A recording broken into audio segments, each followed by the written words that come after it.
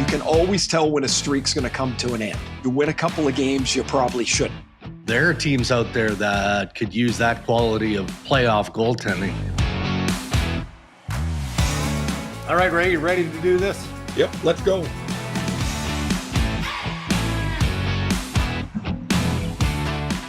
Powered by Red Media in partnership with TSN, it is season 7 of the Ray and Dregs Hockey Podcast, presented by our title sponsor, Tim Hortons. Unpack your pride with Tim's Team Canada Olympic hockey cards.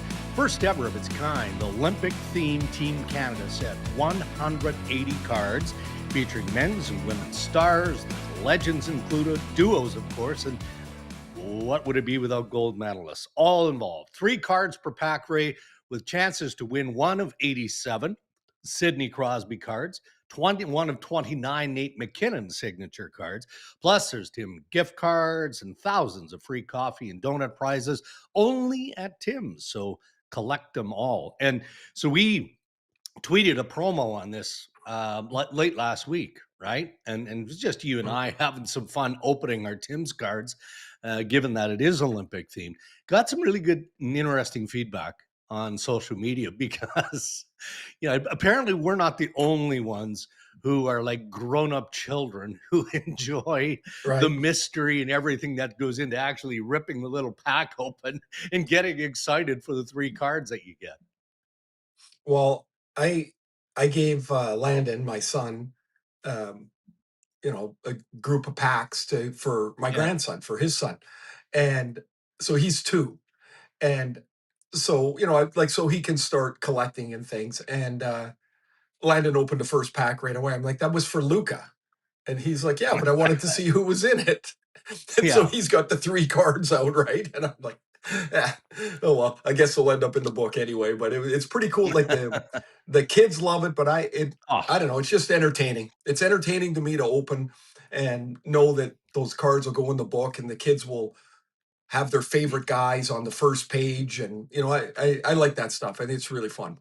Yeah. And look, Tim Hortons has probably been involved in some iconic theme campaigns, right? Like I don't know about you, but I think of the group of the mega stars, NHL stars with Gordy and Mario and Wayne out by the pond, Eric Lindros years and years and years ago. I will never forget. I'm like, how great is it that a team of marketing people sit together and go, it would be cool if we brought all of these hockey greats, these iconic names and figures to a place, and this was our campaign. And it's worked out well. So this is all part. This is all part of it, though, right? I mean, when you're prepping for the Olympics, especially guys like you and me, who are in this case are more or less allowed to be fans because we're not specifically covering the event on site. But you're in Tampa Bay. You've been there a couple of days. We'll get to the outdoor game, which was fabulous. And normally I'm not that guy. I'm the guy that says, you know what? I've had enough of the Stadium Series, but I concede it's not for me. But in this case, it was terrific. And we'll talk about that in just a moment. But what have you got? Tuesday night, it's Sabres Lightning, correct? That should be a good one. So Buffalo won last night in Florida. And I don't have Buffalo on my schedule a lot up to this point. They haven't been a team that's been around the playoffs, obviously, for a long, long time. So I'm watching them last night. They're pretty good. Like first of all, they're now 21-4-1 in their last 26 games.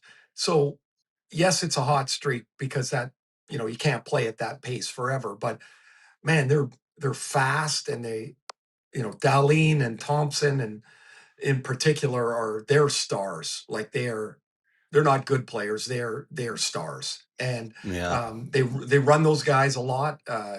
The line with Tuck and Thompson was really great last night. And I'm looking forward to them, to the game tonight, to seeing them live because of the way they play. They're fast, they're aggressive, they want to score, right? And then Tampa's they've unbelievably been hotter. They're 17-1-1 in their last 19 games. Like, for all the, we talk about parity in the league, then all of a sudden you've got 2 teams like this that have run incredible month and a half stretches together. Yeah. And look, not to get too far ahead of ourselves because, there's still a good chunk of regular season hockey and you never know what's going to happen in the Right. playoffs. How ridiculous is it for this to be real that you could now, based on how Buffalo is playing, right, you could see the Buffalo Sabres as a top contender in the Eastern Conference. Legitimately so. And we would not have come close to speculating or prognosticating on that at any point Yeah. near the start Yeah. of the No year. No chance. chance. No. No. So, what's kind of funny is 2 years ago, when Florida won their first cup, right before the playoffs, they had to make a pretty good rush to get in. They got the 8th seed and they played a 132-point Boston team in the first round. You know who got them into the playoffs in goal was Alex Lyon. Right. Yeah. And Bobrovsky didn't take over until game 4 Mm-hmm. in goal in the series. But Alex Lyon right now is 11-1 in his last 12 starts. So a Yeah. long portion of this winning streak has been with him. And so it's just a funny similarity, but Buffalo would be, I think Tampa is, I look at them and I think they're the best team. Now I know Yeah. Detroit's close to them in points. Detroit's played 4 more games. Detroit's got a pile of wins in overtime and shootouts, which I think tempers their record just a little bit. But Mm-hmm. Buffalo's in with that mix. Probably the middle 4 or 5 teams for sure. Yeah. Absolutely. Yeah. We have our intrepid reporter, Ryan Rishaug, who's over in Milano Cortina, Italy, already, along with Team TSN. So he's going to join us a little bit later in the Oh, segment. awesome. Oh, Yeah. Yeah. Kind of get the lay of the land, a scene set, as the reporting cast likes to describe. What's going I on hope there? I Yeah. you know what I hope, Dregs? I hope he can do a stand up in front of a museum or something I over knew there. this was that as soon as I That's brought it my up. that's my hope for the coverage. Well, we need to find out what Milano Cortina is known for. I'm guessing it's It, not the world's largest collection of paint, right? no, that's in St. Petersburg. Yeah, yeah, yeah. You may All right. remember that. Yes, well, Yeah. I'm not going to forget it. I can assure you of that. All right, we'll check in with Ryan coming up on the podcast a little bit later. Now into headlines brought to you by the Canadian Brew House. Hockey lives at the Canadian Brew House. Catch every game with all the beer specials, drink specials, game day prizes, so much more, all at the best hockey house in town. See you in store at thecanadianbrewhouse.com for details on what your local brew house is up to this season. Okay, let's check back on the outdoor game in Tampa Bay. Raymond James Stadium, home of the Tampa Bay Buccaneers. I mean, from where I sat on my couch in my living room, this had a little bit of everything. It was a wild spectacle event type of atmosphere for the National Hockey League. At the goalie fight, tons of goals. There was controversy littered throughout this game, mostly around officiating, and a huge come from behind performance by the Lightning to prevail over the Boston Bruins. And you've done a number of these stadium series, these outdoor games. I mean, can you rank them? And if so, this one has to be near the top of the list for everything I just said. This was for me. This was the best one that I've been at, that I've done. The games at MetLife Stadium in New York. The Rangers played their game. They had a huge comeback and won in overtime. There were 75,000 people there. That was amazing. But this stadium, the setup of it, it's the most unique that I've been at. So the end zones are low, like they have low stands behind the nets, behind the field goals, I guess. And the stadium itself goes up pretty high, like pretty steep. Yeah. The fact that we had 40-degree weather was perfect. I mean, it was cold because none of us brought any clothes that, you think we're going to Florida, right? But anyway, the game was, it's the most fun, Dre's, I've had doing a game in a long time. Now, Yeah. I've done, I did the game 7, Edmonton and Florida, and that's different, right? Like that's pressure, and this was fun. Now, I know some people are like, oh, it's a spectacle with the Pirates and all that. Yes, it is. That's what it's It's what it's supposed to be. supposed to be. Yeah. And the people that think it's, oh, it's lost its appeal as a league-wide event, It's for the local market. Mm-hmm. And the local market loved it. I mean, there'll always be people that'll complain and bitch, and then if there's nothing to complain and bitch about, they just make it up anyway. But there Yes. was really, I don't know what could have been better. I know why the Boston fans were sour, right? Yeah. Because they had all those penalties called on them. What I would say is, which one of the Bruins penalties was not a penalty? Mm-hmm. Now, they missed a couple on Tampa. I think there was one on McAvoy in the second period where he got tripped up. That was in the midst of all those penalties. That should have been called. There was one in the third period too. But the ones on the Bruins were penalties. And if you look at going into the game, Boston had 201 times they were shorthanded, most in the league. Mm-hmm. They were shorthanded 44 more times than they've had power plays. Yeah. And I'll tell you why that number really matters. If you look at any specific team, look at Montreal, look at Pittsburgh, look at Chicago, don't compare them. Their power plays and penalty killing numbers, like the attempts, they're almost identical. They're always within 5 or 8. And that's because games get officiated the way they do. Some team gets 4 power plays, somebody else gets 3. Nobody gets 8 and somebody 2. But in Boston, 44 times prior to the outdoor game, they were shorthanded more than their power play. That is an enormous, enormous number. And you had McAvoy post game. I mean, you could tell he was seething, right? Just about generally everything. Asked about the turning point, and he's like, "Well, the 5-on-3 for 8 minutes. Why don't we start there?" But I don't know. That was a good answer. But that was a good answer. But was he pissed off at his own teammates, or was he just simply, implying that the officiating was sketchy? Little of both, probably. Little of both. Okay, here's another thing that was pretty funny in the game. Well, yeah, I thought it was funny anyway. So they have the goalie fight, and somebody that's on the ice has to serve the 5-minute major. Yeah. So in the midst of that, Boston takes another. Corrali grabs the puck and throws it out of the zone. He gets a penalty. Somebody else gets a penalty. There's a 5-on-3. They score. Tampa scores. The 2 guys sitting in the Boston penalty box were on Jeremy Swayman's penalties, because Swayman got a fight and then he knocked the puck over the glass like a rebound. So the 2 guys are in there. Swayman's playing, but he's got 2 sitting in the penalty box for him. And then when Oliver Bjorkstrand came out after serving Vasilevsky's major, when there's a fight, the guys get up and tap the boards. Yeah. Tampa was tapping the boards for Bjorkstrand. He just had to go over there and serve the penalty. I just love that stuff. So funny. I don't know if I ever waste time by thinking about some of the things that I just don't expect to see over the course of a season in the National. Why would you, right? I mean, you expect the unexpected. That's kind of what we do in our craft. I did not expect to see John Cooper's chest hairs in a game on an NHL bench. And I will give him credit for being in character. Obviously, it was Cuban inspired. Coop and his coaching staff played it to a T with the cigars post game and the whole 9 yards.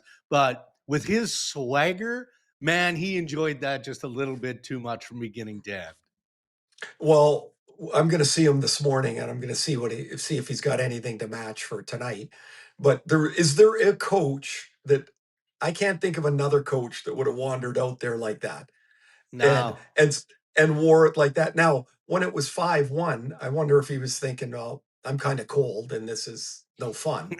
but it turned out when I saw him come out, like, I hadn't heard anything about it, and I see him come out. All the other guys are in dark suits, and here comes Tony Montana, and it was freaking hilarious. It was outrageous. It was outrageous with all the gold and everything. Yeah. I mean, good on him. Again, part of the spectacle of the night. The negative side of it, obviously, from a Tampa Bay standpoint, and potentially Team Canada with the Olympics right around the corner, we're all waiting word on okay, is Anthony Cirelli going to be okay for the Olympics, or is what appears to be a collarbone injury suffered early in the outdoor game going to be more problematic than that? And it's hard to speculate on what it is, but you were there. The fact, I mean, this guy is, as Cooper alluded to post game, is a tough guy, right? Like he endures a lot. Not the biggest guy out there, but he endures a lot. And for him not to be able to come back, I mean, I think we can appreciate why Team Canada brass and John Cooper, the head coach, are like, okay, now all of a sudden we might have. And by the way, Sam Bennett got dinged up, in Monday night's game. Doesn't sound overly serious. Somebody in Florida telling me that both Brad Marchand and Sam Bennett could play tomorrow, or they may not. We're not sure, but that indicates that neither at this point is deemed to be overly serious. But that would be a pretty significant blow for Team Canada going over to Italy. Would, considering one of the guys that they're waiting on, and I think their enthusiasm for his return is waning a little bit, is Brayden Point. He's just not quite there yet. So they have, I believe the first game is the 9th. Mm-hmm. Is that correct? So they've got another week. And in medical terms, a week, a lot can happen. Yeah. So, but now they're looking at two guys that both play center. Cirelli, when Cirelli came back to the bench, he, like, as soon as he got hit, he grimaced right away. It was right in front of me, and he came over and he got in the door, and I saw him sit down to talk to the athletic therapist, and he just was not comfortable. It wasn't like, like he didn't break his collarbone and oh my God, he's going to need surgery or anything like that. But it didn't look great. Like he was clearly in pain. And they now get into, you've got a final. It's not like the World Championship. I asked on this that you can't add guys once the tournament started. No. So at the World Championships, Canada always leaves a couple of roster spots and they add somebody when a team gets eliminated. You cannot do this. It's like the World Junior Tournament. The day before the tournament, rosters are finalized. That's it. The Olympics, I think it might be earlier than the day before. But in any case, they have to be finalized. So these other guys, Bennett, Hyman, Bedard, whoever else they might be considering, they're still in the protocols. So they're still doing the testing like they would be if they were to be on the team anyway. Yeah. They're gonna have to make decisions. The other part of this, it might come right down to the wire with both Point and Cirelli. So if you're Hyman and or Bennett, let's use those two as examples. Are you going to fly over to Italy and sit there until they make the determination on these other guys? In 2010, Ryan Getzlaf was banged up before the Olympics. They were not sure about him. Corey Perry came to Vancouver and sat around there for 4 or 5 days. He was going to be the replacement. I believe it was Perry was going to be the replacement. And Getzlaf was okay. And so he went home. Perry, but that's Vancouver. He just, are you going to fly to Italy and sit there, not with the team? You can't go in the village. So you're kind of sitting there by yourself for a week. I mean, it's tough. I don't know. It would be a tough call for, players that didn't make it. They probably have made plans to go on vacation with their families. But I don't know. It's just another caveat to that whole thing. So would you look differently now? Again, we're assuming best case scenario is that Bennett is good to go if he gets the call. We'll wait and see on Anthony Cirelli. Hopefully better than expected. Who knows with Brayden Point, as you've illustrated. But let's play the what if game. So what if Bennett is unavailable because of injury? Hasn't Zach Hyman played his way certainly into that conversation, but maybe even likely? Like, you look around that group and there are centers that can fill the void of Anthony Cirelli that have already been named, right? So I mean, where are you with Hyman? Has he done enough to erase the slow start with injury and all of that? Yeah, the way I would look at it, I guess, is he didn't have a slow start. He didn't play.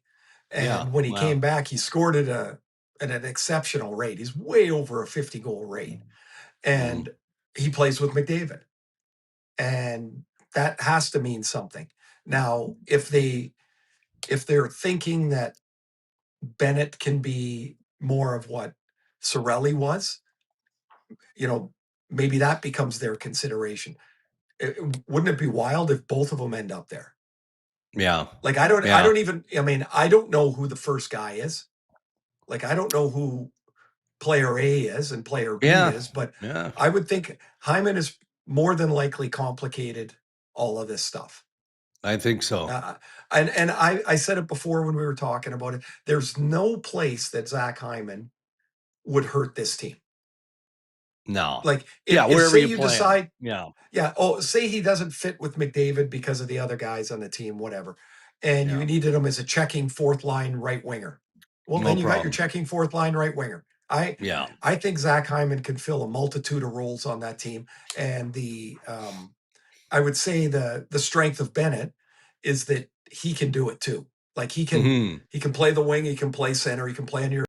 Well, you're not going to get on the power play, but you can, he can kill penalties for you if you need to. And I just think the utility of players at this point is very important. Agreed. All right. Well, again, as we're recording this episode of the Ray and Dregs Hockey Podcast Tuesday morning, we await word on the severity of the injuries to Anthony Cirelli and Sam Bennett. Could be a non-issue. Conor McDavid, Ray, I don't know if you've had a chance to read it. I don't want to put you on the spot, but he wrote a piece for the Players Tribune, and I know you're a big fan of the Players Tribune historically, as am I, because it does take you behind the curtain in most cases where the players just share stuff that we normally don't get to hear or read, right? And then that was the case. It was entitled Dear Canada. So if you haven't read it yet, check it out, Players Tribune. For me, it was a heartfelt account. And what jumps off the page is pretty obvious, but Conor's love of the game, right? How far back that goes. And I think that relates to a degree. All of us can relate to that, but you certainly would as a player who loves sports in general. But Conor made that abundantly clear too. It's not like he always had a hockey stick in his hand. He played lacrosse, he played the other sports. He went to the playground with his buddies, kicked the ball around, and just was a normal kid. But I think what Oilers fans will embrace is how emphatically he stated his want and will to win a Stanley Cup, but specifically in Edmonton. He made it clear. I love those things. I like reading them from athletes I don't know that well, and you read an entire summation of whatever that topic is. I love that. I think it's really cool. When he said about how much he loved the game growing up as a kid, so my mom, in the summer, we had a carport on one side of the house. And so I'd always ask mom if she could back her car out of the carport, because we had this little 3-foot fence at the back end of the carport. And I would put my little skinny metal net back there, the metal post with all the holes in the netting. And I would just play hockey in the summer. I'd be in there in the carport and playing. And my mom's friends and my aunts, they'd be like, why doesn't he go do something fun? And my mom would say, but he thinks that's fun. I loved it. I'd go out there and I'd play different games and different players. And then I played Little League Baseball, and I was busy. I played soccer. I just loved hockey the most. And Conor, in his piece, made that very clear. Like, it's not work if you love it. Like, going to the gym is not easy. And when I knew it was time to retire, well, maybe my play, but I got to my last year after I was in St. Louis, and I'm like, I cannot go in the gym anymore. I can't do it. Yeah. It wasn't the love of the game. It was the work that was involved finally felt like work. Yeah. And I'm like, I can't do it. My body says no more. And there'll come a point for him when you just can't do it anymore. But right now, his his work ethic, game over game over game, year after year after year, it's Crosby-like. It is. And I love the piece. I think he made it very clear where he wants to be right now, where, what he's looking forward to, what he wants to, he wants to win. I thought it was, I thought it was really well done. I don't care if grammatically it's written the correct way, or like, it's just like a outpouring of thoughts, and however it gets edited and put together, I don't really Who cares? Who cares? I think it was, I guess what I also liked at it, it was a look inside a guy that we don't get a lot of looks at. So I think that most Canadians will read that. Most hockey fans will read that and go, well, I didn't quite realize that. Didn't realize that. And we know he's fiercely competitive. I mean, that's obvious. But how about him reflecting on his bachelor party where he's supposed to go to the Bahamas with his buddies, and they had planned it, probably too tight to the possibility of a Game 7 of the Stanley Cup final in 2024. They play in Game 7, they lose in Game 7, and he goes, well, let's just say I wasn't very nice to be around for the few days going to the Bahamas, right? And you can see that because, the NHL has done a good job, historically with the Oilers, McDavid, with other teams, again, taking us behind the scenes into how a season is built. And you see the emotional outbursts of players. We've seen that from McDavid. But as soon as I read this, I'm like, well, good on you, because that's exactly what I would expect from him. And then I'm trying to think, well, what does he mean? I wasn't very nice to be around. Like, he's just sitting by the pool by himself, but everybody else is having a good time. He gave the example of staring out the window. I totally get that. Because I'm lucky. I get to be around those guys during the final, right? And that final in particular. And they're all, if you run into them outside the rink, like, on the way to dinner or something, they're all still wound so tight. Like, there's no time to relax, right? And so the game's over, Game 7's over, and it's like the pin or the plug comes out of the balloon. And it's just like you got nothing left, I imagine. And so then he's like, "Yay, we're at a, here's you're getting married in a couple of weeks. Let's go have a bachelor party." Yeah, this sucks. And I totally get that. I totally get it. Yeah. Again, check it out. It's a wonderful read from Conor McDavid on the Players Tribune, entitled "Dear Canada." Okay, last item in the Canadian Brewhouse headlines. Barry Trotz announcing that he's planning to retire after the Predators find a suitable replacement. Now, majority owner Bill Haslam hopes to have a new general manager in place by June, by the draft. And Trotz citing family reasons for him wanting to step away at this point of his life. 63 years of age. He didn't say that health was a concern, but I think in the last couple of years, he's had some challenges. That's fine. He got very emotional talking about how with his remaining years, he wants to prioritize his family. And I think to a man, we can all appreciate that. But he's also not abandoning the Nashville Predators, for the remainder of the year. He'll be part of that process. He's going to lead them through what happens the next day or two, and then through the March 6th NHL trade deadline. So when you think about jobs in the NHL, Ray, you would know this. Despite the stumbles and the bumbles of the Nashville Predators this year and last year, that's a coveted job. Being GM of the Nashville Predators, living in Nashville, Tennessee, the list of interested people in that job will be extensive, from guys with experience to, as I said, maybe going younger, and a guy with less experience in terms of being an NHL GM. It's going to be fascinating to watch this come together. When Barry Trotz leaves, it will be the first time in the history of the Nashville Predators that David Poile or Barry Trotz will not be involved. Like, just think of that. That's crazy. Yeah. Because they both came in together, right? And then when Barry left to go to the Island, or went to Washington and the Islanders, David was the GM. And then when Barry came back as the GM, David's retired and Barry's still there. So it is a transition. I do think you really have to look at, is there a new way of looking at things, a new set of ideas? And so that always leads me maybe to somebody that has been an assistant somewhere else, or a GM of an American League team somewhere else, which would mean he's an assistant GM at an NHL team. So I think if it's inexperienced, it's somebody that's doing that. They're inexperienced in the NHL chair.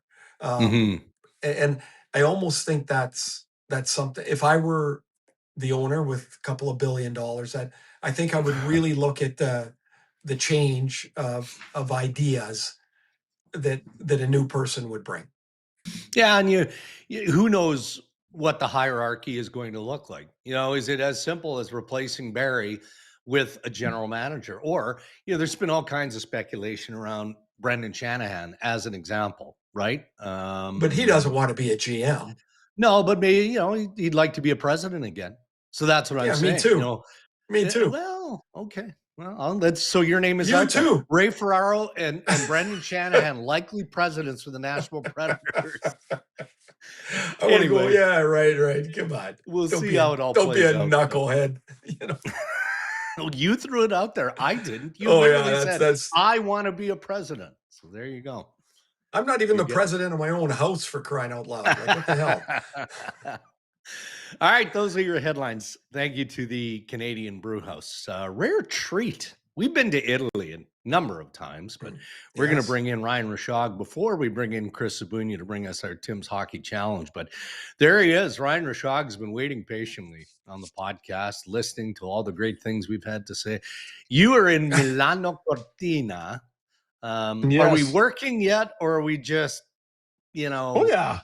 climatizing to the Italian way and getting everything sorted?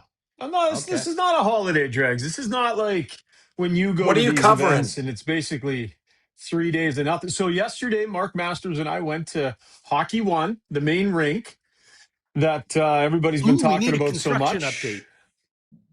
Well, that's what we did. And we talked to the Ice Master. We talked to the revenue the event coordinator there. And you get in that bowl and it looks like a hockey rink, but boy, you walk, away from the rink down a hallway and it's like doors that are still, being drywalled and bathroom doors, sealed shut. And I walked around the entire concourse looking for a place to throw my gum away. And I did an entire lap and there wasn't one garbage. So I was like, they got lots of stuff to do, guys, but it's mostly cosmetic and little details like that. But the Ice Master basically said to us that he's incredibly proud of the ice that he's been able to get in there, and is really confident that it's going to be. He's done a pile of Olympics. Don Moffat is his name, is from Peterborough, and he feels the ice can be really good. I had heard a story this week from somebody that would know that at one point, just before the test event where the Zamboni was coming in and out, they didn't have a door to seal the arena. So the air was just blowing in from the outside. And they're like, "It's a problem. Hey, are we going to close this off? And they're like, no, not really. And they're like, well, you have to, or else the temperature in the rink is all over. But it was just things like that they were like, oh, they weren't going to nail the boards down. Yeah. They were just going to put them in and freeze them in. And they're like, the NHLPA had to say, no, you got to nail I don't know, that stuff's, it's all been taken care of, but they needed a push, put it that way. Yeah, the rink looks good, you guys. It's a real rink. It looks good. The one thing I'll say is that the experience for the hockey player is going to be a lot different. So they're going to have locker rooms that are on site for the main hockey arena, but it is a walk. Like we're talking not even in the building. So they're next door, Team Canada and all the other teams will have their locker rooms. But when the game starts, they'll walk from their team dressing room, this big, long tunnel where basically, we walked it yesterday. It is a long walk into the building. They'll go on the ice for warm-up, they don't go back to their locker room again until the game's over. They have auxiliary locker rooms in the main rink just off the ice that the players will go to between periods. So if you're a guy that likes, to get all your gear off and go, you got this or that in your locker, they're going to have to bring all that stuff or have it brought with them over into the main rinks, Ray. So you don't, from the time you leave for warm up, you don't touch your locker room again. That is for the European players, not as much of a deal, right? Because they don't have quite the facilities. But there are guys that like literally take their gear off, jump in the shower in between periods. And I guess they won't be doing that. Jeez. Apparently not. Yeah. Like that's a really cool thing. You know what, Ryan, though? Like, I bet you after a few days, the guys will embrace it all because you're at the Olympics. It's not like you're at some other thing. So they're like, yeah, it's just part of what we did at the Olympics. That stuff always seems to work itself out. I think it'll. It's just a caveat that they're going to have to get used to. Well, and I think too, Dregs, at the summer orientation camp, that's where they go over a lot of this stuff with the guys, right? Yeah. So they tell them, like, expect things to be a little uncomfortable and a little difficult, and you can't be too much a creature of routine and habit because it might not allow for it over there. So prepare for that. Like the accommodations compared to what these guys stay in day to day, Dregs, completely different end up being here. That's just it's part of the charm of being Olympian, I guess. Yeah. So I believe there's a 6-hour time change from Eastern to Milano. So let's say that there's injury information or stuff happens over here in any of the events, because I've been pushing fairly hard, I would say, with the TSN brass to make sure that you get the full Olympic experience in working over there. That's, speed skating is huge in Canada. So you're going to have to be all over that. Curling, another big opportunity for you, huge in Western Canada, especially. And we'll see, let's see if we can get you into the mountains, because there's some big names there as well. So this just can't be about hockey for Ryan Rishaug. Yeah. So you're ready for I know exactly what you're doing here. I know, and I would love to go and cover some of those other events. I did that in 2006. We got to bounce around a little bit. We got up to the mountain. It's awesome to be in Olympics and get to go to those venues. Yeah. So we have Brian Mudryk from TSN is here covering the curling. Correct. But that's the other thing, guys. This Olympics is so spread out. I couldn't if I wanted to.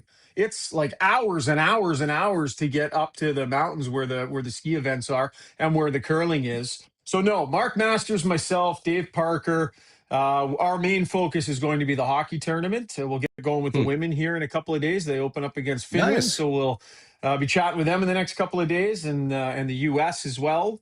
But no, buddy, we're pitted in. So no, and I know what you're talking about, late night phone calls for content because of injury updates. Ryan, I can see it coming a mile away. When he started, I'm like, this is only a way to stick a freaking thorn in grin on his face. It's so stupid. Have you got your flight trackers all worked out for the players that are probably going to head over early on their own, maybe not jump on the charter?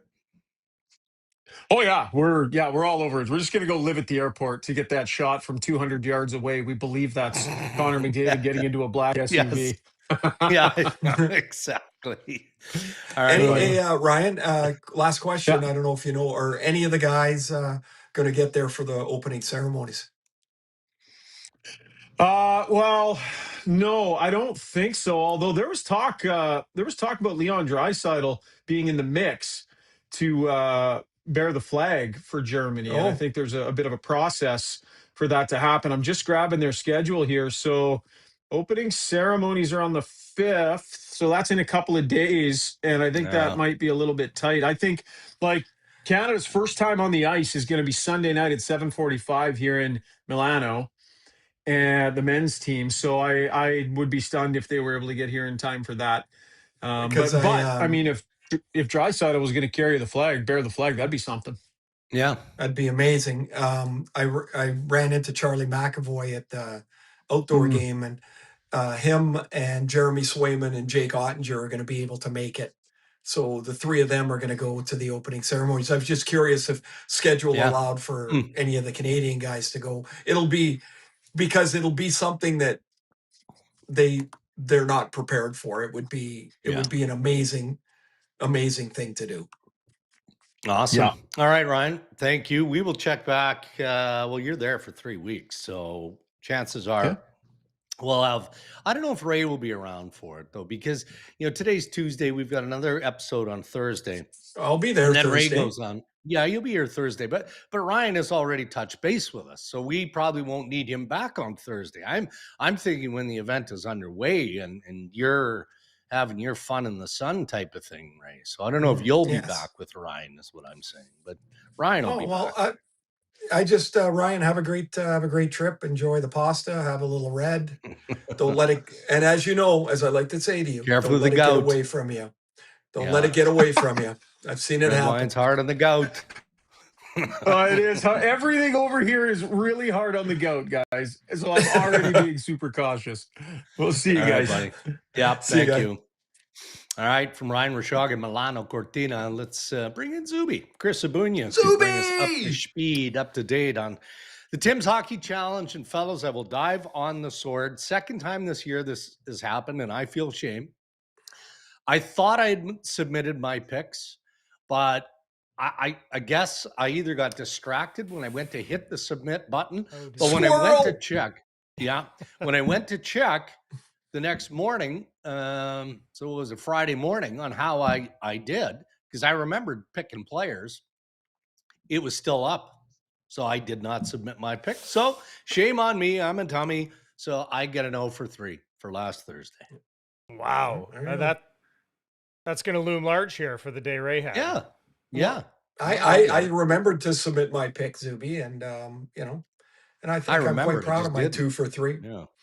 Yeah, Ray went 2 for 3. That's big to gain ground. Within 6 now. Dreg's 32 for 87, 825 points. Ray 26 for 87. So only 6 back there, 650 points. Ray, I think you and I had both Zach Hyman and my little cheat code of Drew O'Connor, that when I said when Drew O'Connor is there, and I'm telling you, I've picked him and he scored for me a couple of times, and there's been times where I've seen him in there and I'm like, I can't go, I mean, not the most noted goal scorer. I can't go back to this guy. And then I'm checking the scores that night, and sure enough, he scores. If he's in there, people, if he's in the third bucket, goodness gracious, pick the man. Schauger, while Schauger's away now, Schauger tried to dupe us here and give us his Tuesday picks. So while he's away, we're going to let Randine pick and maybe tilt this balance of power here, because of course we know she plays every night and she is on it. She's clearly in the Rishaug household by far and away the best goal scoring picker. So we're giving her 1 for 3 on that day. That gets Schauger up to 17. I don't want to toot my horn too much here. I'm on an 8-game But you're going heater. to. I'm on an 8-game heater. So my 7 just flipped back to a 1 because I just earned myself a week's worth of free coffees from Tim. Well done, Zuby. For my second 7-gamer of the year. That's fantastic. Attaboy, Zuby. We're, because it's for the account, we're really cheering for you. Otherwise, we're not. That's right. So now if you had an 97 office correct. job, Zub, if you had an office job, could you go in on a Friday and say, I'll take 7 coffees, please? Or do you have to go in? I think the point would be getting you there once per day, at least. Yeah, I think so. I think that's probably the point. But I would gladly share my coffees with my office if I had one. My office is my wife, and my kids not at 6 and 8 not drinking coffee yet. But gladly I would share with them. I think you can get hot chocolate though too as well, right? Oh, so I might have to. I might have to investigate that a little more closely here. All right, buddy. I'm digging deep into Leafs Oilers tonight. I got Zach Hyman and I got Bobby McMahon, possible maybe future Oiler Bobby McMahon. Oh, look at you guys! But look at Zuby. Those Oiler fans, they're like, oh my God, maybe. Yeah, give me that big body on the wing there. I'm focused on that game as well. I took Willie Nylander. He was the best player on the ice last night in Calgary, which maybe isn't saying a whole lot, but he was. So I'm taking Willie in that head-to-head tilt with the Oil. I don't remember the other two picks, but I did. Well, submit I know. those, I took Sebastian Aho today. One of my favorite players. I did take him. Couple of Ahos. But other than that, yep, couple of Ahos in the corner. And Dregs, you had Gord also Miller chicken. You had Tommy Novak and Christian Dvorak, I believe. No, that was mine. Those are that mine. was Ray. Oh yeah, sorry, I meant Ray. My bad. Yep. Did I say Dregs? I don't remember what I can't remember, but I did. Yeah, that was 40 minutes ago. There's no way we can remember that. No. How about this one? Weirdly, and I'll let you go quickly, Zuby. So we do the Leafs regional game, Calgary. So I'm turning off Highway 412 to get on the Highway 7 exit, which comes into Brooklyn, right? So not a lot of traffic at 1:15 a.m. Eastern time. I come through the exit.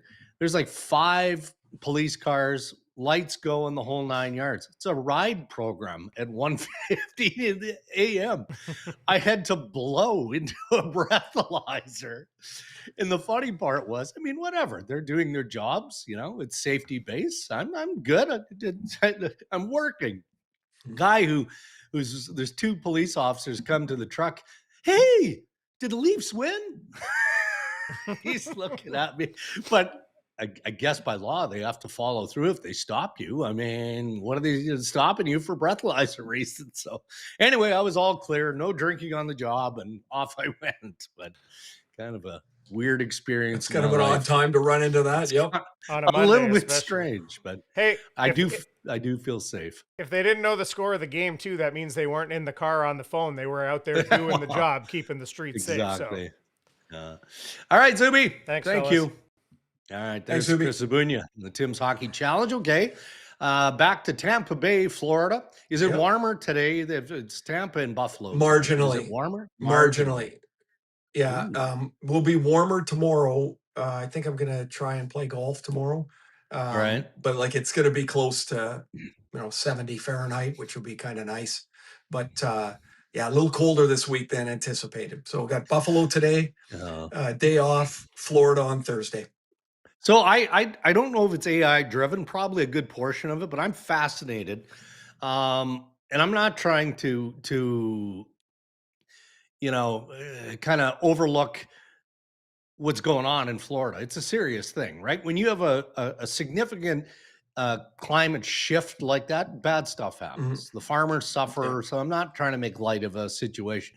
I keep seeing all of these stories of iguanas who go into a comatose state because their bodies can't handle the cold. So they're not dead. They're just lying there near lifeless on people's lawns and falling out of trees. You have to find out if that's true or not. So do me a favor today. You know what I'm going to do? I'm going to ask Canada's head coach in about 20 minutes if he's seen near comatose iguanas. Is it real or is it AI generated crap? I've not seen anything, but not that matters. But I'll go on. I'll go on and no, I don't want it in my feed. I do not want to look at dead iguanas or whatever. Okay, but that's your homework assignment. I need to know these things. Okay, so I'll ask John Cooper. I'll ask. I'm going to ask him about his Tony Montana outfit, and I'm going to ask him about dead iguanas. That'll be my They're not dead. Question. They're in a comatose state. As soon as they warm up, they come back to life and they run away. Well, you know who might know? Brian Briesman, who's the PR guy here. He'll know. Breeze will know. He'll know that stuff. So I'll get to him on this. All right, buddy.